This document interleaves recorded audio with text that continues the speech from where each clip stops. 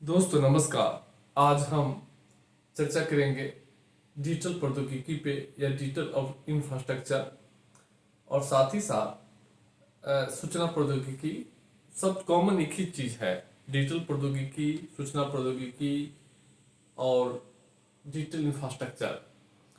बारी बारी से क्वेश्चन इससे आते हैं एक, तो इसको अच्छा से देखिएगा दोस्तों। अगर 70 में फाइनल सिलेक्शन लेना है तो आप एटम बॉम्बे ज्वाइन कर सकते हैं। एटम बॉम्बे के 180 पीडीएफ और वीडियो अगर पढ़ लेते हैं तो आपका 70 में फाइनल हो जाएगा। सारे क्वेश्चन लड़ेंगे GS1 2S से। अगर आपको ज्वाइन करना है तो 83 73 98 49 पे संपर्क करके आप बैच ज्वाइन कर सकते हैं। आइए, डिजिटल प्रौद्योगिकी क्या होता है। डिजिटल प्रौद्योगिकी या सूचना प्रौद्योगिकी में वे उन सभी उपकरणों को शामिल किए जाते हैं जिससे इलेक्ट्रॉनिक माध्यम से सूचना प्राप्त करते हैं। सूचना का संधारण होता है, भंडारण होता है और सूचना का संचरण होता है। यानी कहने का अर्थ है कि डिजिटल प्रौद्योगिकी वह प्रौद्योगिकी है जिसके माध्यम से हम तीव्र गति से सूचनाओं का, इलेक्ट्रॉनिक माध्यम से सूचनाओं को प्राप्त करते हैं, सूचना भंडारित होता है और सूचनाओं को भेजते हैं। सारे डिजिटल इंफ्रास्ट्रक्चर में यही आ जाता है। अब डिजिटल प्रौद्योगिकी में क्या क्या आता है, जैसे इंटरनेट हो गया। इस सब का मेन जो है इंटरनेट और मोबाइल का डेटा, दो ही चीज है। इसी से सब चीज जो है घूम घूम रहा है, बस इंटरनेट और मोबाइल का data. Smartphone, social media, computer, laptop, portal, app, data, ये सब डिजिटल इंफ्रास्ट्रक्चर भी है। याद रखिए, कंफ्यूजन नहीं होना है। सूचना प्रौद्योगिकी, इंफॉर्मेशन टेक्नोलॉजी या डिजिटल प्रौद्योगिकी आ जाएगा या डिजिटल इंफ्रास्ट्रक्चर आ जाएगा, उस स्थिति में इसी चीज को जो है ध्यान में रखना है। ये सब डिजिटल इंफ्रास्ट्रक्चर में ही शामिल की जाते हैं और इसके द्वारा जो है हम ऐप से सूचना प्राप्त करते हैं, पोर्टल से प्राप्त करते हैं, गूगल से प्राप्त करते हैं, सोशल मीडिया से प्राप्त करते हैं, ईमेल से प्राप्त करते हैं, SMS से प्राप्त करते हैं। ये सभी केवल जो है इंफॉर्मेशन टेक्नोलॉजी क्या करता है, डिजिटल प्रौद्योगिकी सूचना का संचरण करता है, भंडारण करता है और सूचना को भेजता है। ये भंडारण और संचरण, संचरण में कोई भेज रहा है तो कोई प्राप्त कर रहा है, संचरण। तो ये है। अब सूचना प्रौद्योगिकी की आवश्यकता क्यों है? जैसा कि जानते हो कि मानव के विकास के लिए सामाजिक, आर्थिक, राजनीतिक, पर्यावरणीय, व्यापार, शिक्षा, स्वास्थ्य सभी क्षेत्रों में उपयुक्त और व्यापक सूचनाओं की जरूरत होती है। इसी सूचनाओं के माध्यम से शिक्षा के क्षेत्र में भी, स्वास्थ्य के क्षेत्र में भी, राजनीतिक क्षेत्र में, आर्थिक क्षेत्र में, सामाजिक क्षेत्रों में, सांस्कृतिक क्षेत्रों में, पर्यावरण संरक्षण के लिए सूचनाओं की जरूरत होती है।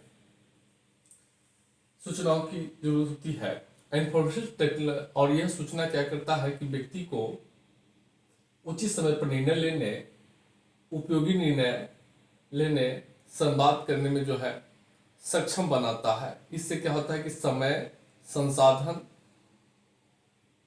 की बचत होती है, धन की बचत भी होती है, संसाधन की बचत होती है और त्वरित रूप से जो है निर्णय लेना संभव हो पाता है।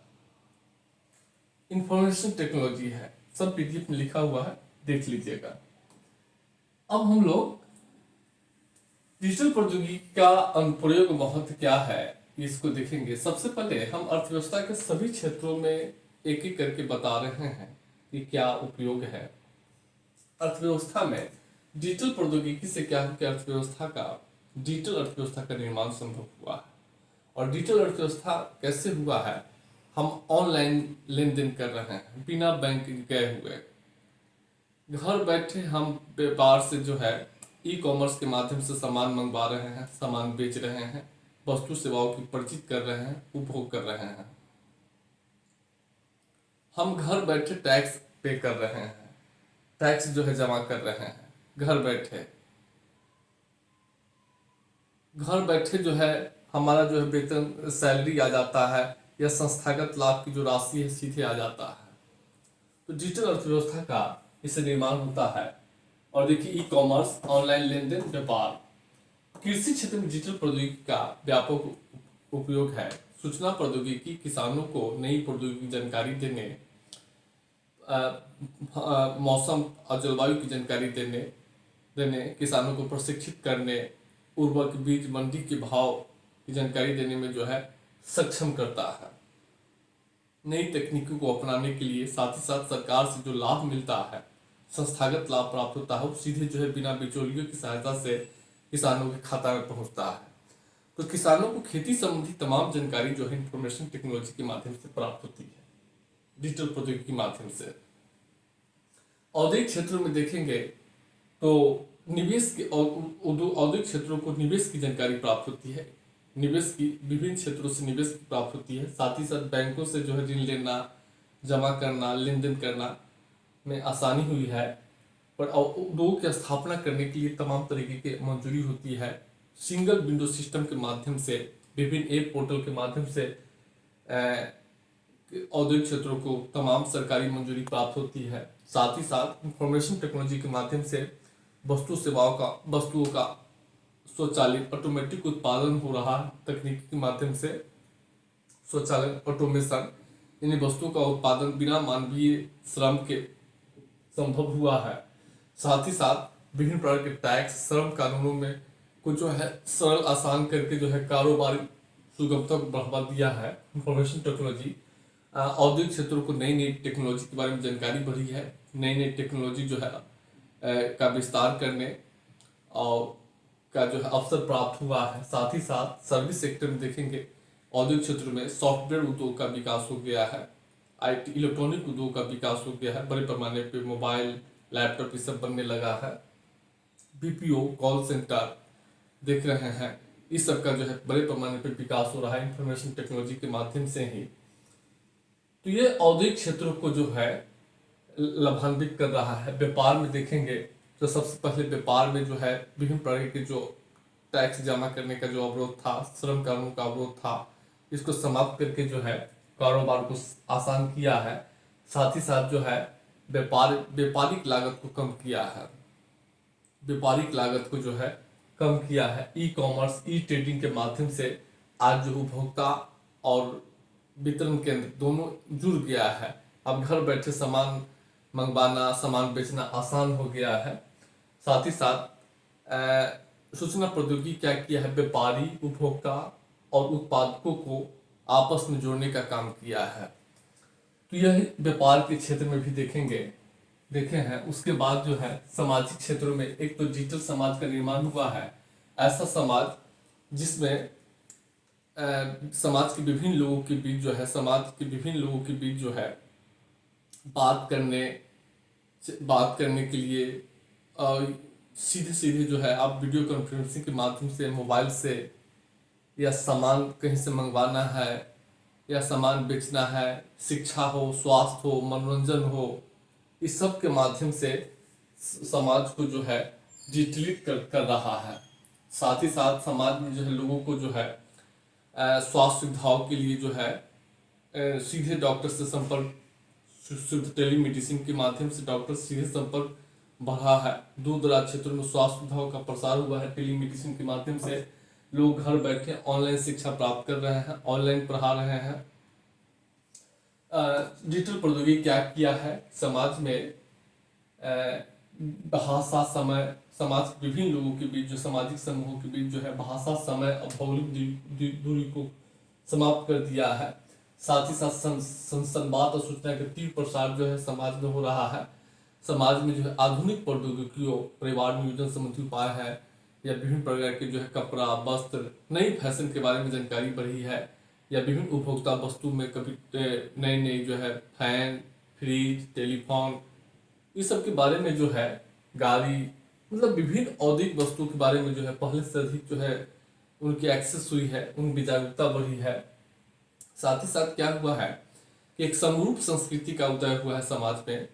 ऐसी जो है चूंकि भाषा, रहन सहन, वेशभूषा में एक जो है क्या हुआ है कि एक इंटीग्रेशन हुआ है। देखेंगे तमिलनाडु में डोसा पहले खाता था तो अब बिहार में लोग खाने लगा है।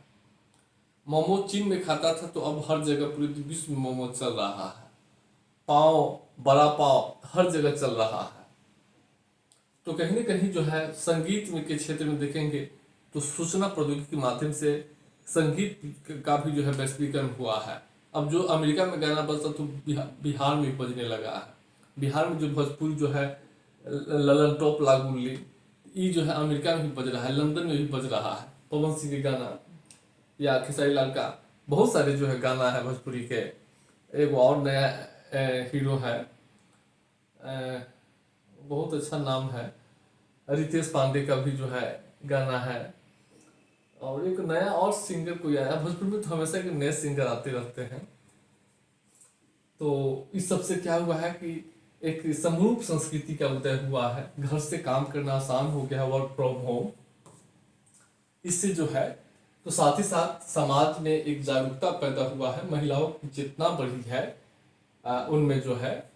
तो इस माध्यम से समाज को भी आधुनिकीकरण कर रहा है। समाज को आधुनिकीकरण, याद रखिएगा, आधुनिकीकरण आ जाएगा तो प्रौद्योगिकी से ही होता है। प्रशासन में देखेंगे सबसे इंफॉर्मेशन टेक्नोलॉजी डिजिटल प्रौद्योगिकी क्या है, समाज और सरकार के बीच भौगोलिक दूरी को समाप्त कर दिया है। जनता सीधे सरकार से जुड़ गई है टेक्नोलॉजी के माध्यम से।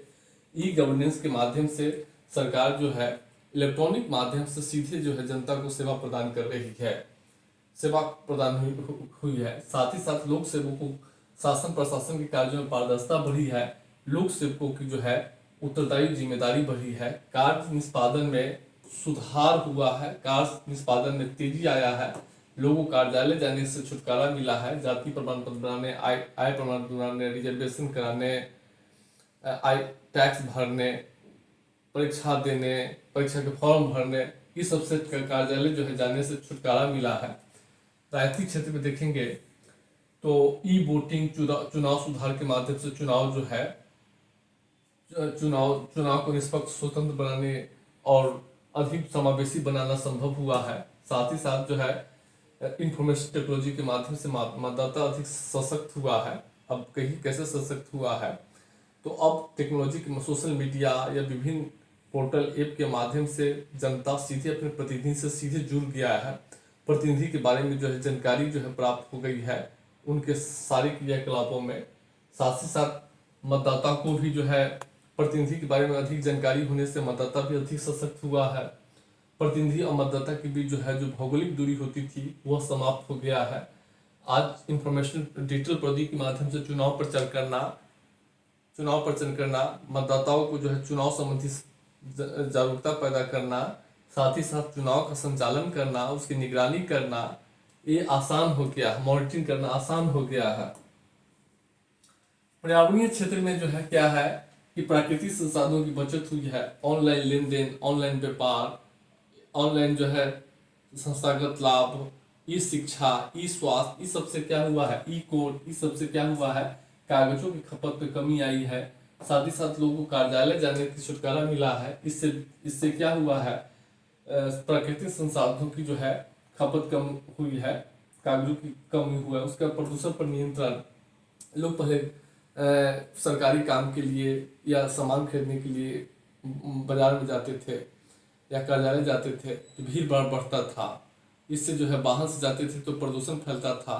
तो लोग अब घर बैठे काम कर रहे हैं, इसलिए क्या हुआ है कि अब जो है प्रदूषण पर भी नियंत्रण लगा है। साथ ही साथ क्या हुआ है कि विभिन्न सूचना प्रौद्योगिकी के माध्यम से लोगों में पर्यावरण संरक्षण के प्रति जो है जागरूकता में वृद्धि हुआ है, जागरूकता बढ़ी है।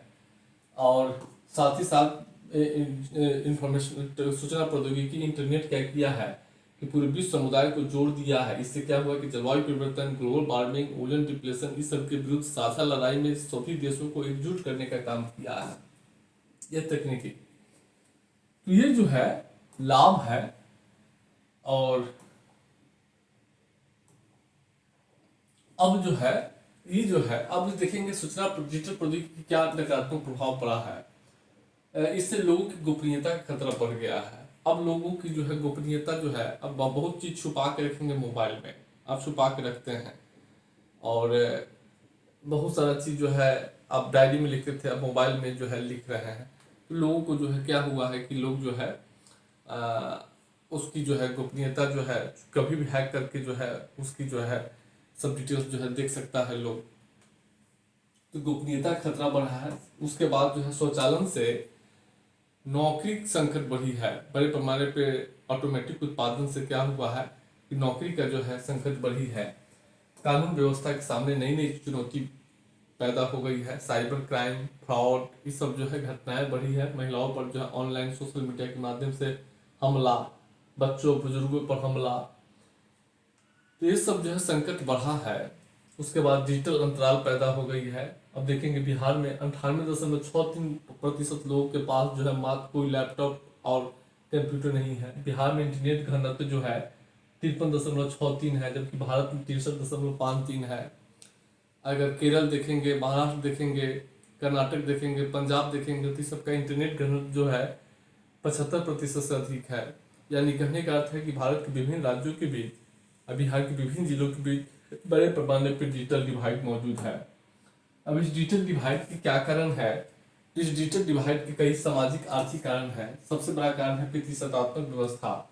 तो जनसंख्या के 50% महिलाओं की होती है, 50% पुरुष है लगभग। लेकिन भारत में प्रतिशतात्मक व्यवस्था है। पुरुषों की तुलना में महिलाओं को इलेक्ट्रॉनिक उपकरणों के उपयोग की आज़ादी नहीं है। मोबाइल फोन, स्मार्टफोन, लैपटॉप रखने की आज़ादी जो है अभी भी बहुत सारे परिवार में नहीं है। तो इससे क्या हुआ है कि वे वंचित हो गए हैं। दूसरा, साक्षरता का निम्न स्तर। अभी भी भारत में 1/3 लोग निरक्षर है। बिहार में देखेंगे तो बिहार में भी वही स्थिति है। बड़े पैमाने पर लोग जो है निरक्षर है। और जो इलेक्ट्रॉनिक उपकरण होते हैं उसकी भाषा अंग्रेजी होती है, हिंदी होती है। इससे क्या हुआ है कि वे चलाने में सक्षम नहीं हो रहे हैं, इसलिए उनकी एक्सेस में नहीं है। दूसरी है कि भाषा संबंधी बड़ी चुनौती है। डिजिटल उपकरणों की अधिकांश भाषा अंग्रेजी में है, हालांकि हिंदी में उपलब्ध है, लेकिन भारत के अधिकांश क्षेत्रों में, बिहार के अधिकांश क्षेत्रों में स्थानीय भाषा प्रचलित है। इससे उनकी एक्सेस नहीं हो पा रही है। आर्थिक कारण देखेंगे, बड़े पैमाने पर गरीबी है। बिहार में देखेंगे तो 34% परिवारों की आय, मासिक आय 6,000 से कम है। अब क्या हुआ है कि अपने आय का, अगर प्रति व्यक्ति आय कम होता है तो अपने आय का अधिकांश हिस्सा आवश्यक वस्तुओं पर खर्च करता है, बुनियादी आवश्यकताओं पर खर्च करता है। उनके पास पैसा नहीं हो पाता है कि इलेक्ट्रॉनिक उपकरण खरीद सके। दूसरा है कि डिजिटल उपकरणों की लागत भी ऊंची है। एक स्मार्टफोन का कीमत 10,000 प्लस है। जो आदमी जिसकी आमदनी नहीं है वो कहाँ से खरीद पाएगा? तो एक बहुत बड़ी चुनौती है। दूसरा है बिजली की नियमित आपूर्ति। अभी शहरी या ग्रामीण क्षेत्रों में देखेंगे बिजली की नियमित आपूर्ति में अंतर व्याप्त है। साथ ही साथ देश के दूर दराज क्षेत्रों में बिजली की आपूर्ति नियमित नहीं है। इससे क्या होता है कि लोग मोबाइल, डिजिटल उपकरण का उपयोग नहीं कर पाते हैं। डिजिटल उपकरण का उपयोग नहीं करने के कारण क्या होता है कि telecom operator, telecom service provider जो है उन क्षेत्रों में निवेश नहीं करते हैं जहां ग्राहक नहीं होता है। तो एक बहुत बड़ा कारण है डिजिटल डिवाइड के, यही कारण है। अब डिजिटल डिवाइड को या सूचना संचार, डिजिटल प्रौद्योगिकी को बढ़ावा देने के लिए सरकार क्या प्रयास कर रही है? डिजिटल इंडिया अभियान की शुरुआत की हुई है। 4G, 5G, 6G को सरकार बढ़ावा दे रही है। भारत नेट स्कीम के माध्यम से 2.5 लाख ग्राम पंचायतों में ऑप्टिकल फाइबर बिछाया जा रहा है। पूर्वोत्तर क्षेत्र की व्यापक दूरसंचार विकास योजना की शुरुआत की गई है। टेलीकॉम डेवलपमेंट प्रोग्राम शुरुआत की गई है। यूनिवर्सल सर्विस ऑब्लिगेशन फंड जो है की स्थापना की गई है। तो ये सभी जो है देश के दूर दराज क्षेत्रों में, देश में डिजिटल इंफ्रास्ट्रक्चर को बढ़ावा देने, डिजिटल डिवाइड को दूर करने के लिए प्रयास की जा रही है। इस सब की डिटेल्स के बारे में PDF में होगा, देख लीजिएगा। बाकी जो है आपको योजना का नाम केवल याद रखना है। मेंस में टाइम नहीं मिल पाता कि आप सबको व्याख्या करेंगे। हाँ, इसका और इसका ये दोनों शॉर्ट में आ सकता है तो हम उसकी अलग से लिख दिए हैं। 100 शब्द बस लिख दीजिएगा। शॉर्ट में आएगा तो लिख दीजिएगा। बाकी इस वीडियो में इंटरनेट का भी कार्य आ जाएगा तो यही लिखिएगा, याद रखिएगा पूरा। तो आप देखिएगा, फिर हम आगे चर्चा करेंगे।